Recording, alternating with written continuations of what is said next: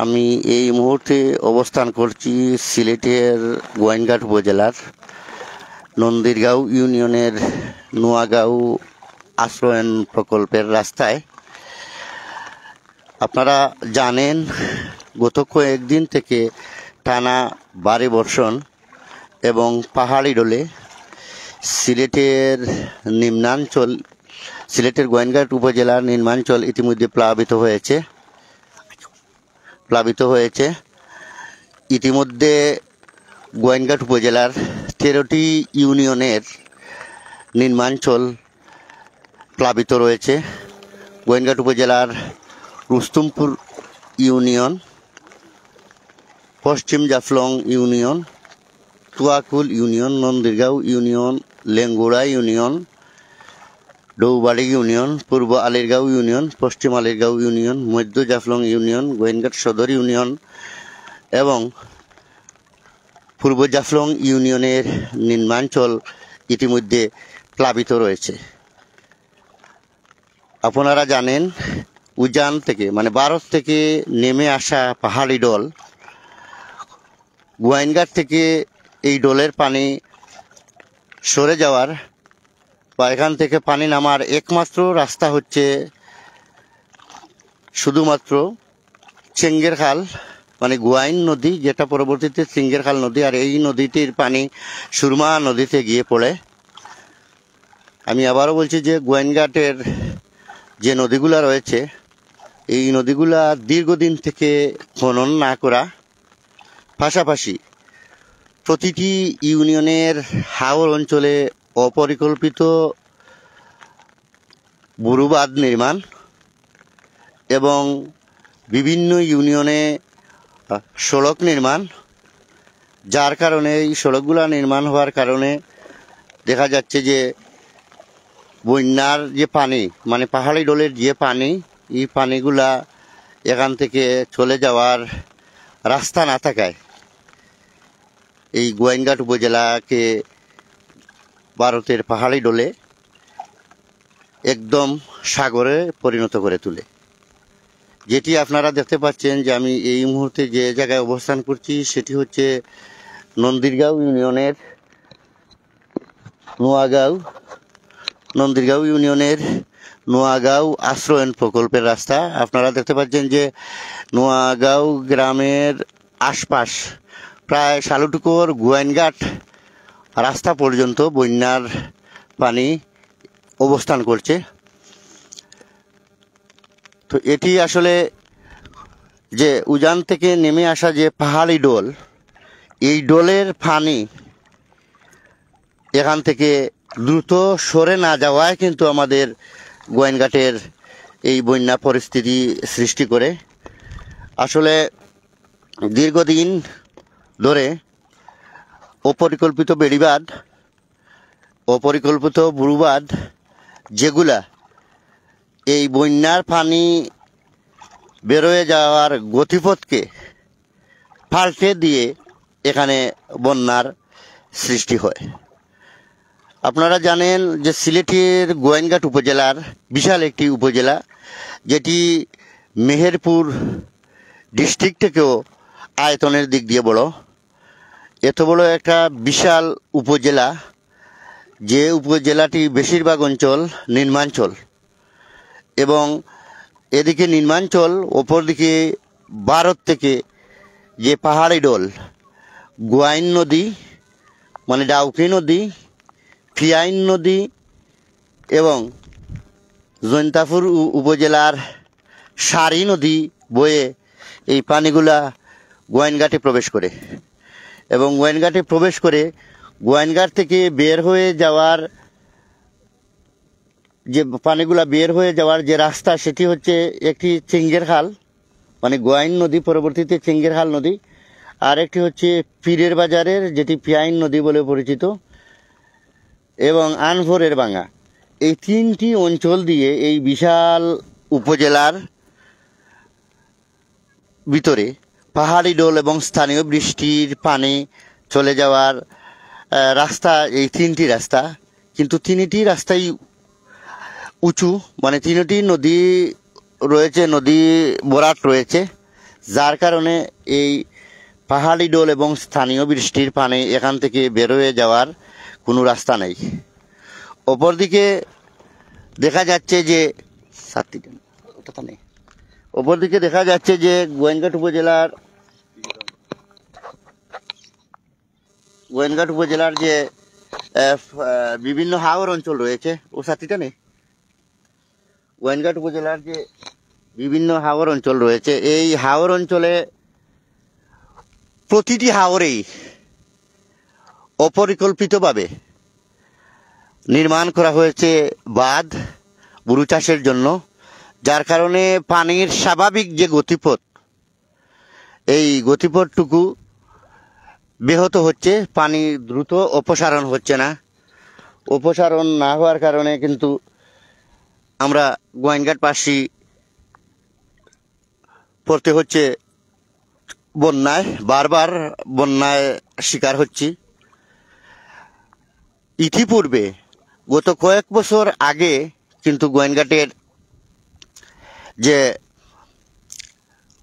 বড় বড় বিল এবং জলমহাল রয়েছে, এই জলমহালের সংলগ্ন কোথাও কোনো ধরনের বেড়িবাঁধ বা বুড়ুবাঁধ নির্মাণ ছিল না, যার কারণে এবং যে শালুটিকর গোয়াইনঘাট সড়ক, সারিঘাট গোয়াইনঘাট সড়ক, এই সড়কগুলো এবং আম্বরখানা বুলাগঞ্জ সড়ক, এই সড়কগুলো কিন্তু আরও নিচু ছিল।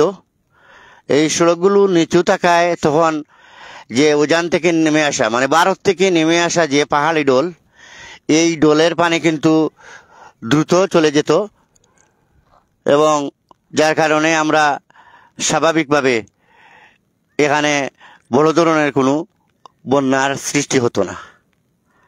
এখন দেখা যাচ্ছে যে আম্বরখানা বুলাগঞ্জ মহাসড়ক, সেটি স্বাভাবিক উচ্চতা থেকে প্রায় 4 ফুট উঁচু করা হয়েছে। শালুটিকর গোয়াইনঘাট সড়ক এটি মোটামুটি স্বাভাবিক আছে।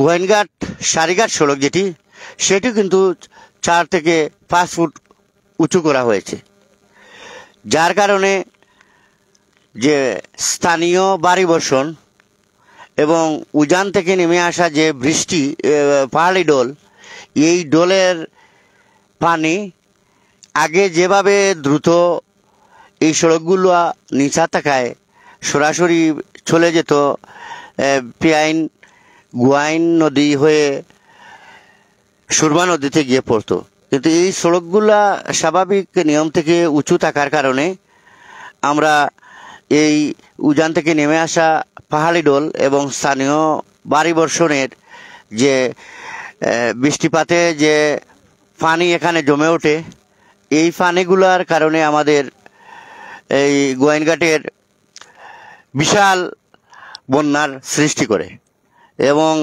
যার কারণে গোয়াইনঘাটের নিম্নাঞ্চল, অর্থাৎ নিম্নাঞ্চলের যে বন্যার সৃষ্টি হয়, এই বন্যার কারণে আজ আপনারা দেখতে পাচ্ছেন যে নোয়াগাঁও আশ্রয়ণ প্রকল্প থেকে মানুষজন কিভাবে এই বন্যার পানিতে আশ্রয়ণ প্রকল্পের রাস্তা দিয়ে কিভাবে তারা কতটুকু পানি হয়েছে আপনারা এই লাইভের মাধ্যমে আপনারা দেখতে পাচ্ছেন। এই আশ্রয়ণ প্রকল্পের রাস্তায় এভাবে কষ্ট করে কিন্তু তারা বের হয়ে যায়। আপনারা জানেন যে এখানে নোয়াগাঁও আশ্রয়ণ প্রকল্পে প্রায় 103টি পরিবার, 103টি পরিবারে মানুষজন প্রায় হাজারের উপরে মানুষ এখানে বসবাস করছে, কিন্তু এই অল্প বন্যায় যে এখন পর্যন্ত আসলে গোয়াইনঘাটের যে বন্যা হয়েছে, সেটি আমরা বলবো যে গোয়াইনঘাটের নিম্নাঞ্চল, অর্থাৎ গোয়াইনঘাটের অর্ধেক অংশ বন্যার পানিতে তলিয়ে আছে। আর এভাবে অপরিকল্পিত বেড়িবাঁধ নির্মাণ এবং অপরিকল্পিত রাস্তা নির্মাণের ফলে এই যে পাহাড়ি ডোল এবং স্থানীয় বাড়ি বর্ষণের যে এই পানি, এই পানিগুলা সরে না যাওয়ায় এখানে আমরা দেখতে পাচ্ছি যে বন্যার সৃষ্টি হয়েছে এবং শুধু আশ্রয়ণ প্রকল্পের রাস্তা নয়, এভাবে গোয়াইনঘাটের নিম্নাঞ্চলের প্রতিটি রাস্তা কিন্তু এখন পানির মুড়ে রয়েছে, এই পানিতে নিমজ্জিত রয়েছে। আমরা যেখানে দিয়ে হেঁটে যাচ্ছি এই রাস্তার মধ্যে প্রায় এখন কোমর পানি আছে। এই কোমর পানি এখন এত বড় একটি প্রকল্প এখানে রয়েছে, এত এত এত পরিবার, এই পরিবারের মানুষজন আশ্রয়ণ প্রকল্প থেকে স্বাভাবিকভাবে বিভিন্ন স্কুল কলেজ এবং মাদ্রাসায় এবং সাধারণ শ্রমিকেরা তাদের রুটি রুজির ব্যাপারে যেতে হলে এখান থেকে নৌকার প্রয়োজন রয়েছে। নৌকা ছাড়া এখান থেকে কিন্তু এই মুহূর্তে বারণের পথ নেই। আপনাদেরকে আমরা দেখে দিচ্ছি যে এটি হচ্ছে নোয়াগাঁও আশ্রয়ণ প্রকল্পে। এই যে আপনারা দেখতে পাচ্ছেন এই আশ্রয়ণ প্রকল্পে এখানে রয়েছে 103টি পরিবার এখানে বসবাস করছেন। এই 103টি পরিবারের হাজারো মানুষ এবং এখানের বাসিন্দা এই মুহূর্তে এই তাদের আশ্রয়ণ প্রকল্পের রাস্তাটুকু বন্যার পানিতে তলিয়ে যাওয়ায় তারা তাদের ঘর থেকে নিজ নিজ কর্মক্ষেত্র এবং স্কুল কলেজ মাদ্রাসায় পড়ুয়া শিক্ষার্থীরা যেতে তাদের বিরাট পরিশ্রম হচ্ছে এবং এখানে নৌকার প্রয়োজন রয়েছে। কিন্তু আশ্রয়ণ প্রকল্পে বসবাসকারী সবাই কিন্তু সাধারণ পরিবারের চেয়ে একটি নিম্ন আয়ের পরিবার, যার কারণে যাদের নিজস্ব জায়গা জমি নেই তাদেরকে দেওয়া হয়েছে আশ্রয়ণ প্রকল্প। আশ্রয়ণ প্রকল্পে তারা পেয়েছেন এবং এই নিম্ন আয়ের মানুষেরা এখন তাদের বাড়িঘর থেকে বের হওয়া অত্যন্ত দুরূহ ব্যাপার হয়ে দাঁড়িয়েছে। আপনারা দেখতে পাচ্ছেন যে আসলে আমি আবারও বলছি যে আমাদের সিলেটের গোয়াইনঘাট উপজেলা প্রায় 13টি ইউনিয়ন নিয়ে উপজেলা গঠিত। বিশাল আয়তনের এই উপজেলায় 5 লক্ষাধিক মানুষের বসবাস। এর মধ্যে বেশিরভাগ মানুষজন এখন পর্যন্ত এই বন্যার পানিতে মানে বেশিরভাগ গ্রামগুলা বন্যার পানিতে নিমজ্জিত রয়েছে। আমি আগেও বলেছি যে এখন পর্যন্ত গোয়াইনঘাট রাধানগর সড়কের কিছু অংশ পানির মধ্যে রয়েছে। এছাড়া হাওর এলাকা থেকে গোয়াইনঘাট শালুটিকর সড়ক পর্যন্ত আসা রুটগুলা এবং গোয়াইনঘাট সারিঘাট সড়ক পর্যন্ত হাওর অঞ্চল থেকে আসা রুটগুলা বর্তমানে প্রতিটা রুটই এখন পর্যন্ত বন্যার পানিতে তলিয়ে গেছে। এভাবে যদি বৃষ্টি হয় এবং এখনও ভারী বর্ষণ অব্যাহত রয়েছে, ভারতের চেরাপুঞ্জিতে এখনও প্রচুর পরিমাণ বৃষ্টি হচ্ছে। যদি এভাবে বৃষ্টি হতে থাকে তাহলে কিন্তু আশঙ্কা করা হচ্ছে যে শালুটিকর গোয়াইনঘাট সড়কের দামারি অংশে এবং কাটাখাল অংশে পানি উঠার আশঙ্কা করা হচ্ছে। তো আমরা যেটি এখন আপনাদেরকে দেখাচ্ছি যে শালুটিকর গোয়াইনঘাট রোড হতে নোয়াগাঁও আশ্রয়ণ প্রকল্পের যে সড়ক রয়েছে আপনারা দেখতে পাচ্ছেন, এই সড়কে এখন পর্যন্ত যে সড়কে কোথাও হাঁটু পানি কোথাও কোমর পানি রয়েছে। এবং শুধু এটি নয়, বর্তমানে বন্যার পানিতে তলিয়ে আছে গোয়াইনঘাট শালুটিকর রোড হতে কদমতলা পর্যন্ত যে সড়কটি সেটিও বন্যার পানিতে তলিয়ে আছে। গোয়াইনঘাট শালুটিকর রোড হতে কচুয়ারপাড় গাংকিনারি যে সড়ক সেটিও এখন বন্যার পানিতে তলিয়ে গেছে। এছাড়া শালুটিকর গোয়াইনঘাট রোড হতে নোয়াগাঁও মানাউরার যে সড়কটি রয়েছে সেটিরও বেশ কয়েকটি অংশে পানি রয়েছে।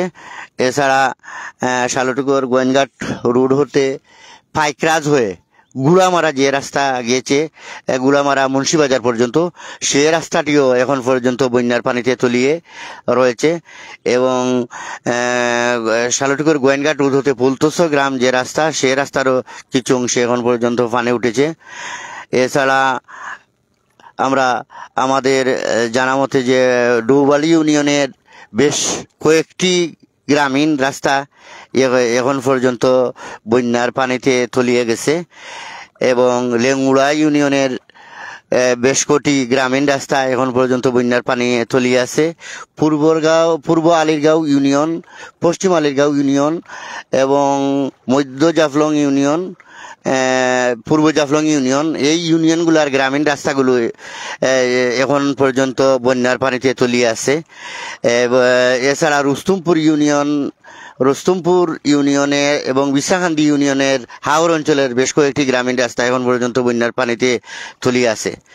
তবে বন্যার পানি তেমন বাড়ছে না। এখন পর্যন্ত শালুটুকুর গোয়েনঘাট সড়ক এবং সারিঘাট গোয়েনঘাট সড়ক এখন পর্যন্ত কোথাও পানি উঠেনি।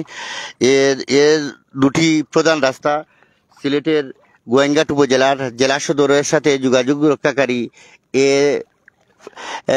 রক্ষাকারী শালুটিকর গোয়েনঘাট সড়ক এবং গোয়েনঘাট সারিঘাট সড়ক এখন পর্যন্ত বন্যার পানিতে তলিয়ে যায়নি। আমরা আশা করছি যে এখন আস্তে আস্তে বৃষ্টির মাত্রা কমে আসছে।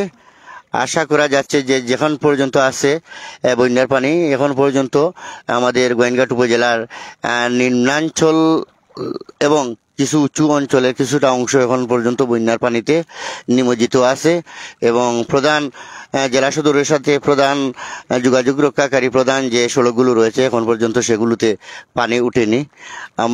তারপরেও আমরা দেখতে পাচ্ছি যে গোয়েনঘাট উপজেলার বিভিন্ন ইউনিয়নের যে বুরু চাষ করা হয়েছিল হাওর অঞ্চলের এবং যেগুলা রাস্তার দ্বার প্রান্তে চাষ করা হয়েছিল সেগুলো অনেকাংশ কাটা শেষ হয়েছে। কিছু কিছু জায়গায় এখন পর্যন্ত ধান কাটা হচ্ছে কিছু কিছু জায়গায় এবং আমরা দেখতে পাচ্ছি যে কিছু কিছু জায়গায় ধান হয়তো আধা কাঁচা রয়েছে, আরো 2-1 দিনের মধ্যে কেটে নিতে পারেন।